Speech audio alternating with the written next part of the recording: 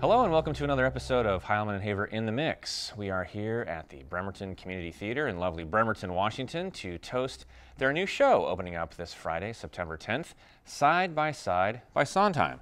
And we've got a special drink coming up to celebrate Sondheim and his work. And Greg, why don't you tell us all about it? Well, first of all, Side by Side is kind of apropos because this is where we met. It is. Kind of side by side That's here. right, So, BCT. yeah, so the drink for this is the Sondheim Sour, which is interesting. It's inspired by Into the Woods, in theory. The DiSorno company who makes their version of Amaretto, and we went through the whole Amaretto story last time we did our Godfather drink about how it's DiSorno, it's Amaretto, but is it really Amaretto because it doesn't use almonds? Anyway, so this is still our favorite Amaretto here, so this is what we're going to use. And this has almonds, right? It does. This is the real deal. Okay. Yeah, so it's a fairly simple drink. Amaretto, lemon juice, and simple syrup. 1-to-1 mix of sugar and water for the simple syrup. Now, this is the Sondheim Sour, and I was thinking about this actually on the way over here, and I thought, if I was going to make a Sondheim drink that's inspired, as they say this is, by Into the Woods, I'm thinking of something that's more inspired by what they had to collect when they were going. There you go. Sure. So you had the red cape, you had the slipper, I guess the golden slipper, the golden hair, and the white cow. And I was thinking you could do gold rum, you could do maybe grenadine for the red, you could do coconut cream for a creme de coconut for the white, and you'd end up with a tiki drink. See, now you have homework. I know. Now I have homework, so we're going to have to do that in maybe another episode. We'll do a follow-up episode, I think, to Sondheim. There's plenty to celebrate about Sondheim, Oh, for sure. Yeah. So, but this is the Sondheim Sour. So let's go ahead and mix this. Like I said, Amaretto. So it's for each drink, it's 2 ounces Amaretto, 1 ounce of lemon juice, and 1/4 ounce of simple syrup. And we're excited because this is an opportunity not only to promote a show at a theater that we love, like I said, close to our hearts, Bremerton Community Theatre, but we also have 2 special guests coming up. So as we enjoy these cocktails, we're going to chat with both the director and the musical director. So Rana Teresa Tan and Gwen Adams are going to be with us and to talk about their love for Sondheim and a little bit about the show. We'll get a preview for everyone. So I'm looking forward to that too. I had to look it up, I admit, to see if Stephen Sondheim was still alive, and he is. He's 91. Born March 30th, 1930, and he studied music at a young age, and he was taken under the wing of Oscar Hammerstein II. That's obviously the Hammerstein we are all familiar with. He befriended Hammerstein's son and was taken under his wing, and that's really what propelled him in a lot of ways. Not a bad mentor. Not a bad mentor at all. And of course, you mentioned Into the Woods. He was known for so many shows. I've got to say, A Funny Thing Happened on the Way to the Forum is probably my favorite. I'm a big Zero Mostel fan. That's a good one. Yeah. Yeah, Into the Woods is good. Sunday in the Park with George is another good one. Into the Woods is the debate. Well, it's not a debate necessarily, I think, among theater folks, but after the movie came out with Meryl Streep playing the witch, and you had Bernadette Peters originating the character on Broadway, which is the better one? You know, the first one I saw would have been Meryl Streep because I saw the film before I saw the show on stage. I never saw Bernadette Peters in it, though I've heard the soundtrack, and she's wonderful, of course, but I think Meryl Streep was pretty darn good as well. There's always going to be those types of conversations and controversies. It's the Jack Nicklaus versus Tiger Woods thing. Exactly. You know, you can't, they're both great. Yeah. All right, let's shake this up.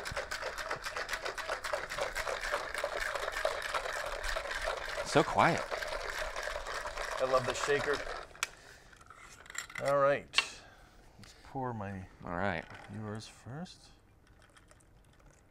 I'll be honest, I've never made a sour without using sour mix, so I'm glad to know the ingredients here.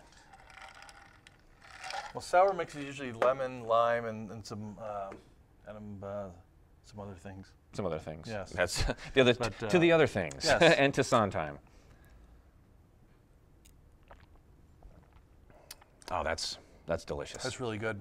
Yeah, it's excellent. And it's not. I thought it would be more nutty with the almonds, but it's not.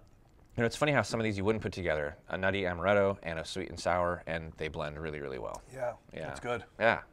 Okay. Yeah, that's delicious.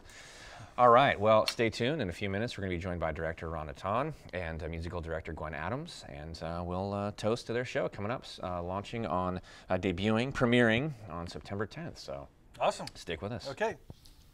Well, welcome back, and we're pleased to be joined by musical director Gwen Adams and director Rana Teresa Tan. Yeah, there you go. Cheers. Side by side, and here we are side by side. Feels good. Everybody's immunized. Oh my goodness gracious. I'm a cheap date, gentlemen. Oh, COVID can't live in that stuff, I'll tell you that right now. that's good. Well, and you'll recognize Rana from our Get to Know a Theater, our debut episode, actually. Again, great place here in Bremerton where Greg and I met. Definitely come and see a show here if you have not seen a show. And if you're going to, why don't you start with Side by Side by Sondheim, especially if you're a music lover. So I'm going to just throw the first question out to both of you. You can take turns if you'd like, but Rana's got the mic. So what was your first interaction with Sondheim, and why is his music special to you? So I'm newer to musical theater than I think a lot of people that are involved with community theater here in Kitsap County. So obviously Sweeney Todd was probably one of my first exposures, and the more I did theater and musicals here at BCT, the more interested I became in some of the more challenging musicals, which at the top of that list is Always Anything by Stephen Sondheim. And not just listening to it and the lyrics, but when, as pianists, you sit down to play the music and you have to shake your hand after a single song, which I did during vocal rehearsals and Gwen is continuing to do during rehearsals now. It just speaks to how challenging the music is, but it's also so rewarding when you're able to accomplish it and perform it. I've heard that if you can get through a Sondheim musical successfully, that's enough of kind of a pedigree in and of itself that you can handle almost anything.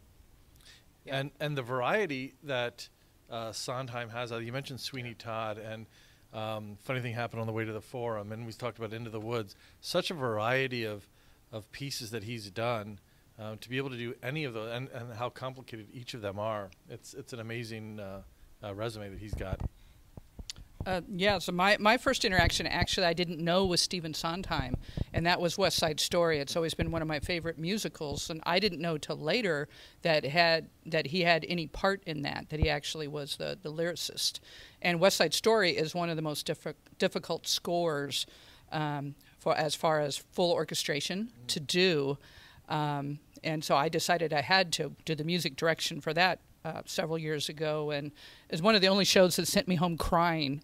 Dress rehearsal, I had a good cry because it's very, very difficult, but very rewarding. It's beautiful music, but the West Side Story was my first exposure, and love that. And since then, I must have done about 10 or 12 Sondheims that I've wound up doing music direction for. So I guess I'm a glutton for punishment. That's what it sounds like. Is that your favorite?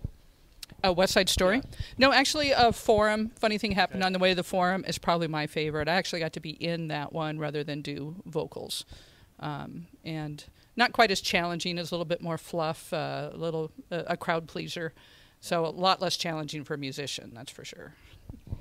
And what's interesting about this show, Side by Side by Sondheim, is it was written in the 70s. Actually, I guess it's not written, it was compiled because it's a compilation of his works up to that time. So there's a lot of music in this show that people will be familiar with, and other ones that they've probably never heard before, even if you're a theaterphile and you love musicals. And there's some beautiful music, beautiful solos in this show. And again, very challenging music, very challenging rhythms and lyrics. And our cast is still working to try to get everything buttoned up after 2 months of rehearsal. So even though it's a musical review, it's 30 songs, which is far more than a regular staged musical that has script where people are in their lines. So this has been far more challenging than I certainly anticipated as a director, and I know the cast has worked really, really hard and continue to work. You know, in between songs, they're in the green room looking at their lyrics and blocking. So it's a challenging show, but it's also super fun to watch and listen to. So.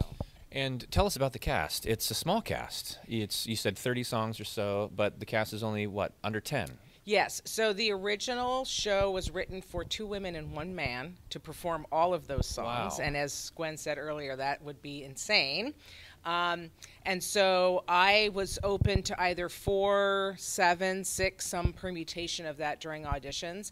And we had just wonderful folks who came out to audition. And that's the nice thing about Sondheim, is that it attracts talented folks who know that genre and want to perform it. So we have just a tremendous cast and incredible voices on stage, which is really neat. Even though it's a small group, when they sing those group numbers, it's just really wonderful to listen to. So we have 7, we cast 7 people, and then there is a non-singing role of the narrator who provides some of this history that we've been talking about. And we cast 2 folks who are new to the area, Mark Reed and Jim Farmer. Welcome, gentlemen, to Bremerton. We're happy to have you at BCT, and you'll stay here forever. And they share the role of the narrator and do a wonderful job. And then they join us in the final encore to sing on stage as well. So it's just, it's a really fun show, other than the shaking of hands, because the piano part is really hard. Well, it's probably a good thing that the music was pre-selected, because again, how would you go back and pick 30 songs? I'm sure it'd probably be nearly impossible to pick the 30 best. What are some of your favorites that are going to be featured in this show, Gwen? Well, it's very heavily has music from company in it. But I actually enjoy the new songs that I did not know before. There's a song called "You Must Meet My Wife," which is a duet. It's very, very funny. It's a conversation which Sondheim actually has been quoted. He says that's part of his process, part of what Oscar Hammerstein was kind of his teacher. And he told them that every song should be a little play in itself. It should have a story that gets you from point A to point B. And so he thought every song should be a story, or it should be a conversation. And so he really got into this period where he wrote a lot of conversations. In fact, we have one of the songs in the show is called Conversation Piece. And it's just a melange of a lot of different numbers. Like, if we didn't do a song earlier in the show, let's throw it into this finale number. It's pretty amazing, and the cast does a great job of it. But yeah, Hammerstein said, yeah, make it a story and make it a conversation. So the patter, or normally in Gilbert and Sullivan it'd be a patter song, he's got patter going between 2 people. So they're having a conversation back and forth. And in "You Must Meet My Wife," the man's telling basically his mistress, that you really need to meet my wife. And of course, so she's not having it. So the whole thing is a story, a little scene in itself. And that's the kind of thing I love. I had never heard that song before this particular review. And it holds up on its own. So you don't know anything about the show, you haven't seen the show, but you can watch that single song and those 2 folks sing that together, and you enjoy it for what it is, which is a conversation between 2 people, or an individual song about somebody who was just asked for a divorce, and the man is kind of going through all the reasons why he should stay, shouldn't stay. And so it's that internal conversation, which is, it's not between 2 people, but he's talking through all the reasons why, he should or shouldn't stay with this person. So Barcelona's one. Yeah, it's interesting that you mentioned that, because I think I never realized it, but if I think back to the Sondheim that I know, there are a ton of conversations, just melodic conversations, and I know that following dialogue in film, some of the best dialogue is kind of that rhythmic, reacted, almost speaking before the person, before them finishes. And Sondheim does a lot of that with his music too. It's so conversational in that it's a natural, just one person speaking and the other one's just reacting to it, and it's phenomenal. And it's unique too. Yeah. It's part of the challenge in directing it vocally, or especially directing the actors on stage, because they do have to, you have it just right, they have to overlay each other, and actors are used to you talk, I talk, you talk, I talk, and they can't. They have to be like we are more in real life, where I'm already thinking what I'm going to say to what you just told me, and you have to jump on top of the beat, and you have to enter early, or you're 2 beats behind the music. And that's one of the notes that I gave often during this show, and I do it in other shows, but I would much rather that you're starting early and speaking over or singing over another person than there be even the slightest pause, because we don't do that in real life. And it's so hard to get folks to understand that, because it is about, okay, this is my line, I sing this, you sing this, I say this, you see this. No, we don't do that in real life. You're going to jump in and say, yeah, that's right, or think about something else. And so just for pacing, but also to keep it real, I tell my actors, I would much rather that you start singing or speaking early. I'm fine with that, because that's how we do it in real life. And this particularly, and Gwen will tell you, if you're half a beat late, that train goes off the tracks for Sondheim. So. Always better early than late. That explains a lot. Why the actors keep getting ahead of me. I understand that now, Rana. Thank you. So this is the second of 2 musical productions that you guys have done post-COVID. The first one was Shout, and we talked a little bit about that last time we spoke with you, Rana. How has the response been to the musical, one right on top of the other? Is there a lot of excitement around? The Shout was, I think, sold out, but then it was at about 25%. Right, of course. But I think folks are so excited to be back out. And I like the fact that you guys have gone with musicals, something uplifting. Death of a Salesman comes a little later in the year. We're going to push that a little later into the year. Clue is coming. Yeah, Clue's coming up next after Side by Side, which is exciting, and we'll be covering that one as well. And did you guys do this on purpose, or was it just something that you just kind of happened? Actually, no. This particular choice came about almost last minute. We didn't make this choice for the show until like the mid-June, and then auditions were 2 weeks later. Because we pulled forward all of the shows that we had chosen for 2020, 2021 that didn't get produced. Shout, the Mod musical, was the only one that did get produced, and that was supposed to be our September show. Right. 2 seasons ago. So we basically had an opening. And so I proposed this one because we didn't do a kids show this summer, and I said, well, let's do a musical review, something smaller cast size. Not realizing how much work it was going to be from a music and vocal standpoint, but we did specifically choose something that was smaller. We were rehearsing in our black box space, and everybody was spread out, 15 feet apart, and also we've chosen to limit capacity, even though there's no restrictions right now on seating and how close you need to be to people. I had recommended to the board that we only seat 50% capacity, not knowing how things were going to go after this summer. And we're leaving an open seat between parties.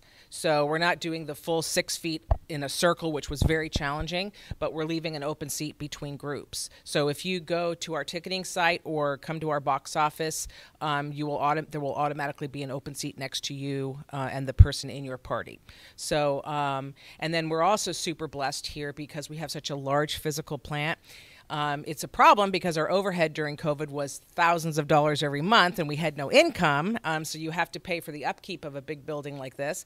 But on the flip side, we have this huge lobby space for our patrons, and we've chosen to not do any shows in our black box performance space this season, so we can use those for intermission. And then we also have seats that we put out in the foyer so people can sit outside. So we have a lot of space for folks to go during intermission, which is very unique as far as a theater goes, because most theaters don't have that kind of space. So we're very, very lucky, and we want folks to know that, we're doing everything we can to make sure that we sanitize all surfaces after every show, and there's just lots of space in here, and of course masks are required inside the theater. So we hope folks feel comfortable enough to come out and see the show. Certainly for Shout people, we're so thankful and so grateful and so excited. So many people were just literally, one lady was almost in tears. She was so happy to be back here, but also seeing a live performance on stage. And that went great. We had no issues with that run. So we welcome everybody to please come down and appreciate the talent that's on this stage. It's remarkable. And now, Gwen, you're the music director, but are you also an accompanist during the show as well?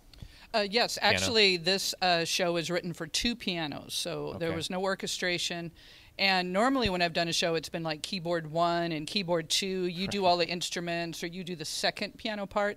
No such thing here. It is dueling pianos, and at times we're dueling with the actors, which is not good. But there are two of us, so I'm playing one of the pianos, and the other pianist is Olivia Hickerson, who has done a lot of local bands and a lot of some music direction in the area up at Port Campbell. And the two of us, we don't even have to look at each other. We look at each other's hands. We breathe together. We've done so much performing together that there's very little effort involved in being together. But the two songs, there is no keyboard 1, keyboard 2. She is playing some insane runs up and down the piano, and there's places in some of the songs like A Boy Like That from West Side Story, where it's like we're the gangs battling in the pianos there. I mean, she plays and I play and we get really loud, and Rana's like, need to hear the singers. But no, so it's two piano orchestration, and it's So it's the full challenge. orchestra, but just condensed into two pianos. Yep. Wow. And you've been able to avoid the dueling banjo trying to outdo each other. And They're wonderful. We have. We'll see you on the 10th. They're wonderful. No, we get really intense. You have to have your nose to the music. I've found myself with my nose 2 inches from the music because it's like typing, old-fashioned typing. I'm dating myself, and now we're keyboarders, you know. But in the old days in typing, if you're typing very fast and you get on the wrong position, you know, your entire letter will be messed up. And that's how it is at piano. It is so fast, and there are so many notes, and in music we have accidentals. And so you have the key that you're playing it in, but Sondheim has so many accidentals that it's like trying to speed read a book. But he throws in all these accidentals, and a lot of them are the notes are above the line, and so you have to count. Is that an E? And you're counting the lines. Better you than me. So that's an E, and it's an E flat, and by the time you figure that out, you're 2 measures behind. You know, so it's that kind of music. It's challenging. So we get really close to the page, and then you almost zone out of where were we? Are we still with the actor? And that's where instinct just takes over. It does. Yeah. I was Absolutely. so glad when I asked Gwen, would you be interested? She goes, is that the one that has a lot of company in it? And I said, yeah. She's like, oh, I like that. I'm like, yeah. I don't have to play. But I can see where you'd be exhausted by the end of the night. Oh, yeah, for sure. As a West Side Story with tears, but for this one, I'm not wearing my arm brace, but just wearing a wrist brace, not like carpal tunnel, but there is that tendinitis that happens because there's so much bass and such big chords. And I've seen Sondheim has had like 3 birthday parties on, you know, specials that they've had on TV. Just turned 90. You know, because nobody thought he'd be 91, you know, so they had one, hey, he's 60, and well, now let's have a 70 birthday party. And now it's a big joke with, you know, like Neil Patrick Harris, and some of those guys are like, it's Sondheim's birthday again, you know. Yeah. But he's done a lot of interviews on his process, and one of them is he says he doesn't write at the piano. And actually Hammerstein told him that too. He said, don't write at the piano. If you're a good piano player, you're going to go with conventions and things that are easy for you. If you're a bad piano player, then you're going to be trapped by your skill. So he goes away from the piano and writes down a chord that's not even a chord, you know, and then he goes to the piano and finds it. And that's why they're so crazy. Wow. Well worth the price of admission, and we got a professional here, and you guys definitely want to make sure to come down and see Side by Side by Sondheim. Again, the 10th is the premiere, and then is it the 26th? 26, yeah. So it runs okay. for only 3 weekends because we wanted to avoid the holiday weekend. And so it's Fridays and Saturdays at 7:30, and Sundays at 2:30, and the show actually runs under 2 hours. So the first act, I think, is like right now is about 55 minutes. Second act is 50 minutes. So it's a nice 2-hour. Right. Yeah. It'll be shorter. That's right. Yeah. If I drink very many. Yeah. And real quick before we go, Rana, what's the rest of the season look like? We mentioned a couple of the shows. So we have our season up with our fingers crossed that we're going to continue to do what we need to do. And if we have to limit audience sizes in order to continue to provide an opportunity for our local actors to perform and our audiences to come who feel, you know, safe enough to do so, we are committed to doing that. And again, because we have such a big physical plant, we're lucky that we can do that. But after Side by Side by Sondheim is Clue on stage. So it's the cheers, the stage play, movie, board game that everybody knows about. We had auditions for that and had, I think, about 30 people audition for that. That's what we heard. Yeah, that's good. So yeah, that's good. Yeah, it was very exciting. Really there. challenging callback process for that show. And then hopefully we'll have our children's show in December. That remains to be seen because the whole vaccination status and the size of those and being able to monitor kids might be a little challenging, but so far we have a show planned. And then in February we have Death of a Salesman that you already mentioned, and then hopefully in April, Something Rotten. So I don't know that I don't know that anybody has performed that locally. Yeah. And Gwen said she saw it on Broadway, so she's a lucky duck.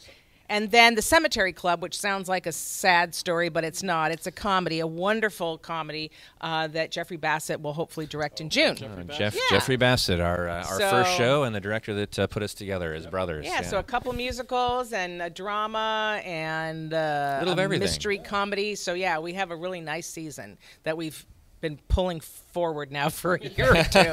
So hopefully we'll be able to present all of it for Kitsap County this year. And best way for folks to get tickets, bctshows.com. www.bctshows.com. And if you're not computer savvy, our box office is generally open Thursdays and Fridays, 2 weeks before a show opens from 2 to 5. Excellent. So if you want to come down and get assistance, you can do that as well. But it's very easy to do it online. And again, if you're going to come with a group of people, get all your tickets at once, and then there will be a seat left between groups, an empty seat, to promote some distancing. Okay? And if people are interested in volunteering, are you guys accepting volunteers right now? Yes, we are. Okay. And again, you can go on our website. It's the same thing. And under Get Involved, there's a little tab. You can click it, and then our volunteer coordinator, Tamara Bale, there's a link, and you can email her. And there's lots of opportunities working front of house, lots of different things that can be done. So, Excellent. Yes, absolutely. Excellent. Well, thank you, Rana. Thank you, Gwen. It's a wonder we can still talk. That's right. Enjoy those if you like. If you like the, yeah. Get the recipe. It was a simple one this time. So jump online and they have the recipe on our YouTube channel in the show notes. And definitely check out bctshows.com. You can get tickets. You can see the rest of the season. You can volunteer. And it's a great organization here at Bremerton Community Theatre. It's, like I said, a theater close to our hearts. And we'll keep you updated on the next shows coming down the pike here at BCT.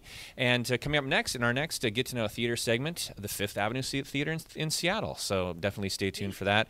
And, of course, many more in the mixes between now and then. Definitely. All right. Thank you, Rana. Thank you, Gwen. Cheers, gentlemen. All right. Cheers to Sondheim. To empty and glasses. To you.